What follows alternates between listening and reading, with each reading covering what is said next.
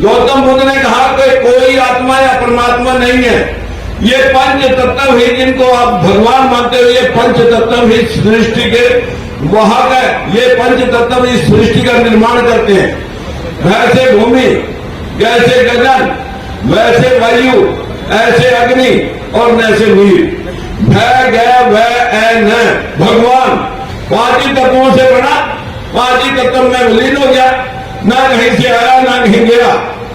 लेकिन पंडा पुजारी यहां भी तुम्हारा खेड़ा नहीं छोड़ेगा।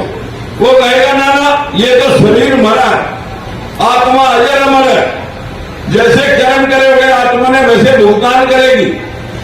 या तो स्वर्ग में भगवान के चरणों में जाके मोक्ष प्राप्त करेगी, अगर ज्यादा दान पुण्य पूजा पाठ करा होगा तो मोक्ष प्राप्त करेगी, थोड़ा दिया होगा स्वर्ग में जाएगी, ज्यादा खराब काम किए होंगे फिर नरक में जाएगी, फिर तुम्हारा गधा कुत्ता खच्चर घोड़ा बढ़ेगा। बस हम यही कर जाते हैं, महाराज पता जी मेरे को घोड़ा खच्चर कुत्ता बनने से बचा ले, जो भी दान पुण्य करावा करा ले। यही डर इस जनमानस का नाश करता है। मैंने उनसे पूछा, जो लोग आए थे इंटरव्यू लेने, मैंने कहा पक्की बात है कि आत्मा अजर अमर है, न मरती है न जन्म लेती है? बोले जी 100% गारंटी, आत्मा अजर अमर है, न मरती है न जन्म लेती है। मैंने कहा फिर जब हमारा देश आजाद हुआ 35 करोड़ आबादी थी, जिसमें 12 पाकिस्तान में चली गई, 13 हमारे पास थी। 13 करोड़ आबादी थी आजादी के समय, अब आबादी हो गई 140 करोड़।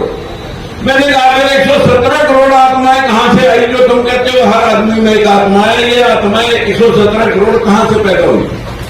यदि आप चाहते हैं कि हमारा कल्याण हो जाए तो ये जो मनुस्मृति के मुताबिक आपको जो कह रहे हैं कि वह शास्त्र पढ़ो, शास्त्र छोड़ करके, ये शास्त्र नहीं ये शस्त्र है तुम्हारा गला रेतने के, संविधान पढ़ लो, शास्त्रों को छोड़ दो।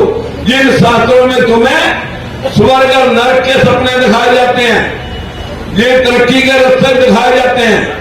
एक दिन मथुरा वृंदावन से 20-30 लोग मेरे पास आए इंटरव्यू लेने के लिए। मैंने कहा भाई तुम तो शास्त्रों के ज्ञाता हो, ये पूरा देश स्वर्ग में जाना चाहता है, कोई भी व्यक्ति नरक में जाना नहीं चाहता, और सभी ने अपने माँ बापों के आगे स्वर्गीय लिखा हुआ है। मुझे लगता है अभी तक कोई नरक में गया भी नहीं होगा। मैं भी स्वर्ग देख के आना चाहता हूं जाने से पहले। कहीं से रास्ता जा रहा हो क्या, मेरे को बताएंगे? बोला जी बता देंगे। मैंने कहा पर पहला मेरे को यह बताना पड़ेगा कि मैं पिछले जीवन में और मौजूदा जीवन में स्वर्ग में था या हूं, पहले यह बताना पड़ेगा। बोला जी ये तो हम पिछला तो बता नहीं सकते, अगला रास्ता आपको जरूर बताएंगे। मैंने कहा भाई अगला क्यों मैं मानूं आपका? जो पिछला जो हो चुका है उसे तुम बता नहीं सकते, अगला मैं कैसे मान लूं कि ये आप सही बोल रहे हो या सच बोल रहे हो, झूठ बोल रहे हो? मैंने कहा मैं बता देता हूं स्वर्ग नरक की, मैं पिछले जीवन में स्वर्ग में था या नरक में। बोले जी बताओ। मैंने कहा मेरी उम्र 70 साल, 70 साल पहले कहां था? अपनी मां के गर्भ में। ये अंडरस्टूड है, इतना तो कन्फर्म है सबको। कहां से आया? बाप के मिलने से। उससे पहले मैं अपने बाप के खून में शुक्राणुओं में था। शुक्राणु कहां से बने? खून से। खून कहां से आया? रोटी से। रोटी कहां से आई? अनाज के पेड़ पौधे से। अनाज का पेड़ पौधा कहां से आया? अनाज का पेड़ पौधा कहां से आया? जब 5 तत्व जिनको हम भगवान कहते हैं, जिनसे सृष्टि का निर्माण होता है। गौतम बुद्ध ने कहा कि कोई आत्मा या परमात्मा नहीं है, ये पंच तत्व ही जिनको आप भगवान मानते हो, ये पंच तत्व ही सृष्टि के वाहक है, ये पंच तत्व इस सृष्टि का निर्माण करते हैं। वैसे भूमि, जैसे गगन, वैसे वायु, ऐसे अग्नि और वैसे नीर। भय गया वह ऐ न, भगवान जिसको हम कहते हैं कण कण में व्यापक है। हवा है दिखती नहीं, गर्मी है दिखती नहीं, अंतरिक्ष है दिखता नहीं, पानी और मिट्टी दिखते हैं, लेकिन पानी को भी उंगली डुबो करके देखना पड़ेगा गर्म है या ठंडा है।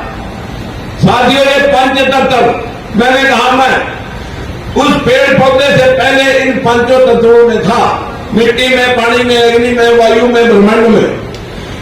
पांचों तत्व बरसात में इकट्ठे हुए, किसी पेड़ पौधे का जन्म हुआ और पेड़ पौधे के जन्म से मैं उसके अनाज में गया, मिट्टी, पानी, अग्नि, वायु से पेड़ पौधे में आया, पेड़ पौधे से मैं अनाज में गया, अनाज की रोटी बनी मेरे बाप ने खाई, खाना खाने के बाद उसका खून बड़ा, स्पर्म बने, स्पर्म बढ़ने के बाद माँ बाप मिले, मैं गर्भ में गया।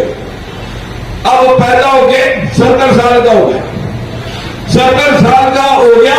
जिस दिन मरूंगा सबसे पहले हवा निकल जाएगी, शरीर बर्फ जैसा ठंडा हो जाएगा। अग्नि तत्व अग्नि मिल गया, हवा हवा मिल गई, किसी ने जलाया, दफनाया, मिट्टी मिट्टी में मिल गई, पानी वाष्प बन के ब्रह्मांड में उठ गया। आते हुए क्या कहेंगे आप जब किसी के संस्कार या उसके वो क्रियाक्रम करके जब उसको लौटेंगे, उसको जला के दफना के पंच तत्व में विलीन हो गया। पांच ही तत्वों से बना, पांच ही तत्व में विलीन हो गया, ना कहीं से आया ना कहीं गया।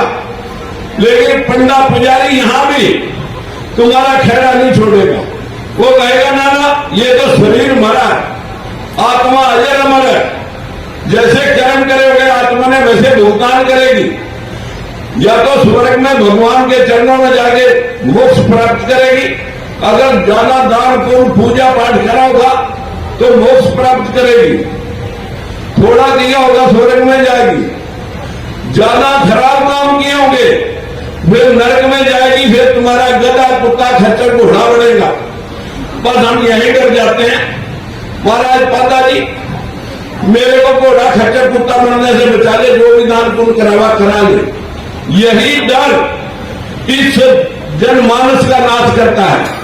मैंने उनसे पूछा, जो लोग आए थे इंटरव्यू लेने, मैंने कहा पक्की बात है कि आत्मा अजर अमर है, न मरती है न जन्म लेती है? बोले जी 100% गारंटी, आत्मा अजर अमर है, न मरती है न जन्म लेती है। मैंने कहा फिर जब हमारा देश आजाद हुआ 35 करोड़ आबादी थी, जिसमें 12 पाकिस्तान में चली गई, 13 हमारे पास थी। 13 करोड़ आबादी थी आजादी के समय, अब आबादी हो गई 140 करोड़। मैंने कहा फिर 117 करोड़ आत्माएं कहां से आई? जो तुम कहते हो हर आदमी में एक आत्मा है, ये आत्माएं 117 करोड़ कहां से पैदा हुई? अब वो देखते हैं मेरे मुंह की तरफ, मैंने कहा मैं सवाल रखा, अब जूता भी आ रखा, ये भी मैं पूछूंगा। मैंने मुझसे पूछा कि बताएं क्या आपको लगता है कि आत्मा अजर अमर है, पैदा नहीं होती है, आत्माएं कहां से बढ़ी? मैंने कहा बाहर के देशों की सारी दुनिया मर गई होगी, उनकी आत्माएं भारत में प्रविष्ट होगी, या कुत्ते बिल्ले मच्छर मक्खी कीड़े मकोड़े सभी जीव जंतु मर गए होंगे, उनकी आत्माएं मानसों में प्रविष्ट होगी, ऐसा है क्या?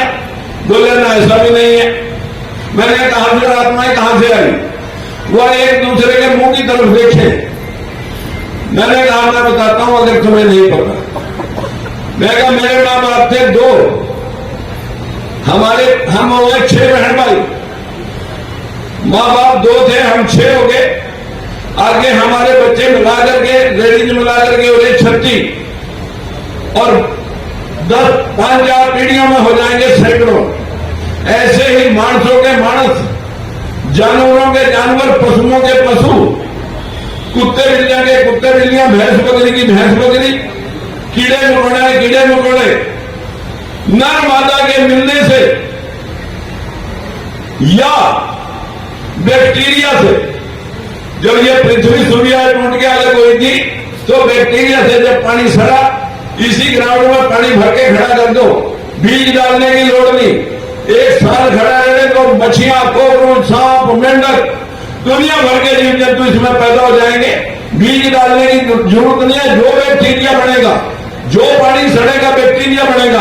आपके यहाँ चोट लगी, 4 दिन एंटीबायोटिक न खाओ, इसमें बीज नहीं डाला किसी ने, कीड़े पड़ जाएंगे, या बैक्टीरिया से या नर मादा के मिलने से।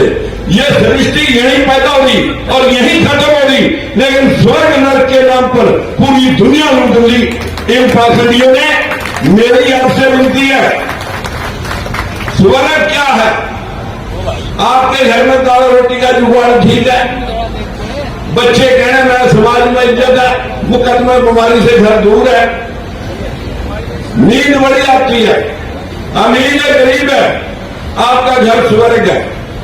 उसके दूसरी तरफ अगर भाई भाई का खून का पैसा हो रहा है, एक एक जमीन, एक एक जमीन और एक एक पैसे पे भाई भाई का दुश्मन हो रहा, मुकदमे बीमारियां चल रही, या किसी को पैरालाइज हो गया, पूरा घर तबाह हो रहा और पेशेंट के कीड़े पड़ गए, और या किसी को ब्रेन हेमरेज हुआ और कोमा में चला गया 4, 6 साल 10 साल तक, मरा भी नहीं और जिंदा भी नहीं, या किसी का एक्सीडेंट हुआ, डॉक्टर ने पुट्ठा लमका रखा, साल हुए, सालों साल आदमी बेड पे पड़ा रह जाता है।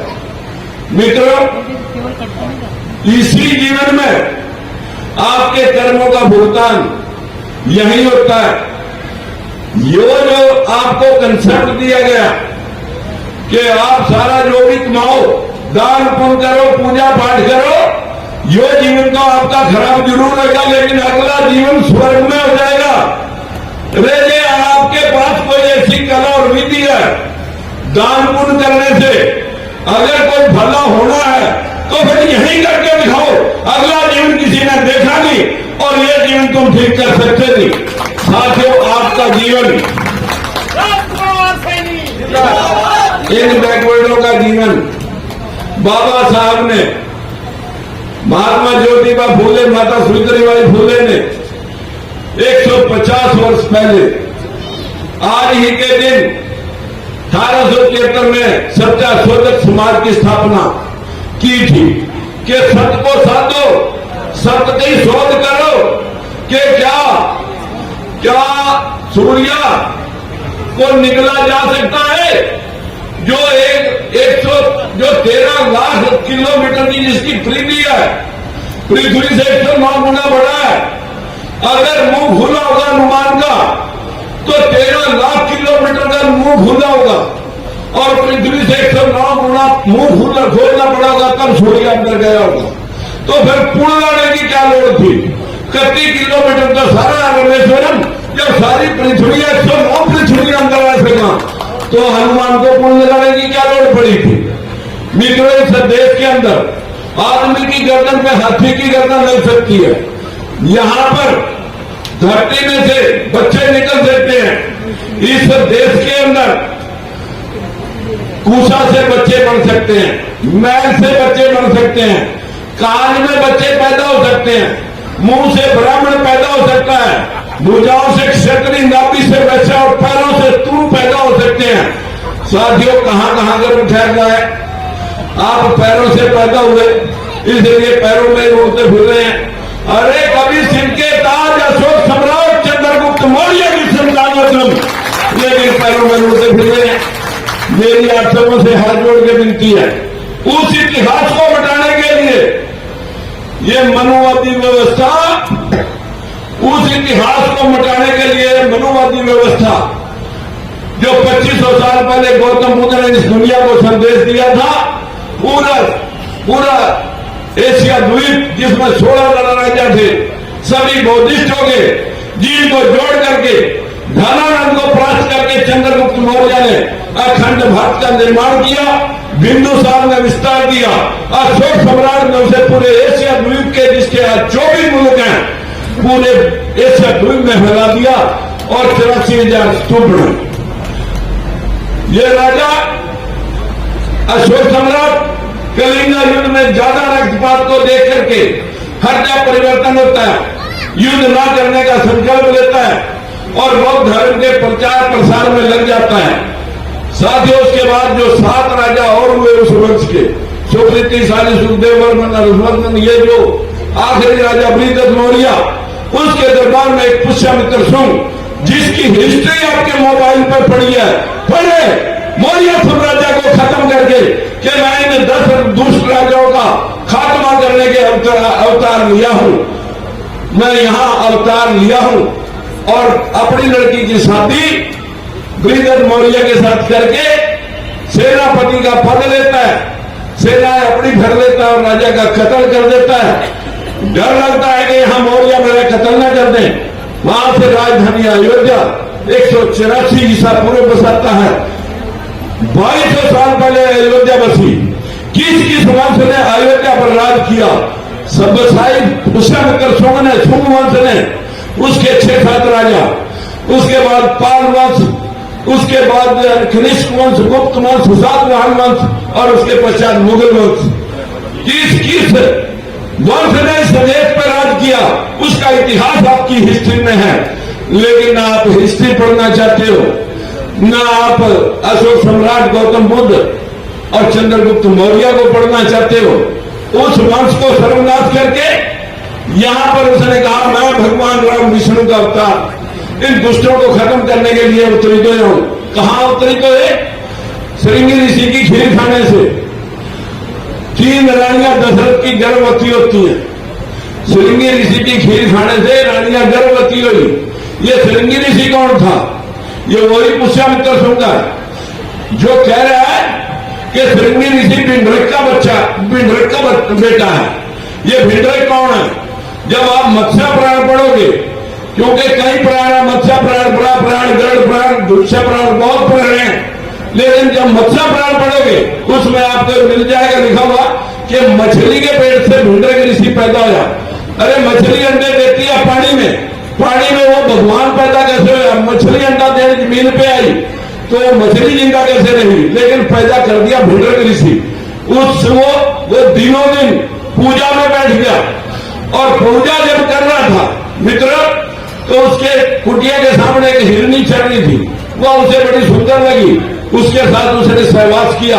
वह गर्भवती होगी जिससे श्रृंगी ऋषि एक सींग वाला बच्चा पैदा हुआ। वो श्रृंगी ऋषि की खीर खाने से रानियां गर्भवती होगी। जो लोग 21वीं सदी में इन शास्त्रों को पढ़ करके मत्था फड़वा रहे हैं, जो लोग आज भी पत्थर ढो रहे हैं, उन लोगों का एक हाल 100 में 85 वोट होने के बाद तभी तो मेरे बरफुदारों ये आपका हाल है। अन्यथा आपका हाल अशोक सम्राट को पढ़ते, चंद्रगुप्त मौर्य को पढ़ते तो आपका हाल राजशाही का होता। आरक्षण वो मांगते जो 15% तुम देने वाले होते। आज तुम आरक्षण की दुहाई देते फिरते हैं और देने वाले वो 15% बढ़ोगे। मैं ज्यादा कुछ न कह करके आपसे इतनी गिनती करना चाहूंगा। अपने महापुरुषों की गुलामगिरी पढ़ ले और ज्यादा नहीं तो सत्याशोधक समाज को पढ़ ले। आप सभी इन भावनाओं में बह रहे हो कि बीए पास, एमए पास करने के बाद नौकरी नहीं मिली, बच्चे का रिश्ता नहीं हो रहा। शायद देवी देवता पूजने से, लक्ष्मी पूजने से धन मिल जाए, सरस्वती पूजने से ज्ञान मिल जाए, दुर्गा पूजने से शक्ति मिल जाए, तो सारी शक्ति, धन और ज्ञान भारत में नहीं बैकवर्डों के पास होना चाहिए था। America, England, Canada, Australia, German, Japan, Dubai, Singapore, Malaysia, इनके पास फूटी कौड़ी नहीं होनी चाहिए थी, क्योंकि सारे देवता और देवियां हमारे पास थे। लेकिन हम कंगाल कैसे हो गए? मित्रों, ये तो शुक्र है, ये शुक्र है कि सारी देवियां इन्होंने भारत में बढ़ाई। नहीं तो हमारी औरतें कहा करती कनाडा वाली देवी पे जाना, आपका ऑस्ट्रेलिया वाली देवी पे जाना। मैं एक दिन करवा चौथ पे घर चला गया, 3-4 दिन पिछले साल की बात है, अभी भी करवा चौथ होने वाला है। जब मैं घर गया तो मैंने घर वालों से कहा कि आज करवा चौथ है, आपने चक्रवा पढ़ने की लोड़ नहीं। भुजबल साहब ने मीटिंग बुला रखी थी, मैं बंबई चला गया। वापस जब चंडीगढ़ उतरा, शाम को घर गया तो सारी औरतें नए नए दुसाले उड़ करके घर पे इकट्ठी हुई। मैंने कहा भाई 10:15 बज गए, आपकी पूजा अर्चना होगी? बोले जी हाँ होगी। मैंने कहा फिर आज का व्रत तो पति की शक्ल देख के खुलना था, तुम्हारे पति कहाँ है? बोले जी वो तो अभी आए नहीं। मैंने कहा फिर कैसे खोल दी आपने, व्रत कैसे खोल दिया? बोले जी बस चांद को देख के खोल दिया। मैंने कहा चांद को पति मान लिया? बोले जी यूं ही समझ लो। चांद को पति मान लिया, यूं ही समझ लो। जब हमारी किसी धर्म जात की औरत होती है, बाहर निकलती है गली में, चांद निकला हो, शाम हो रात हो, देख बेटे चंदा मामा, देख बेटे चंदा मामा निकले, तब तो मैं क्या तुम्हारा भाई है, आज वो तुम्हारा पति है। अब तुमने पीएचडी करने के बाद डिग्री ले ली, तुम्हारी पूजा अर्चना से हम 9 भाई बहन भतीजे जिंदा हैं और तुम भी जिंदा हो। तुमने तो हमारी लंबी उम्र कर दी।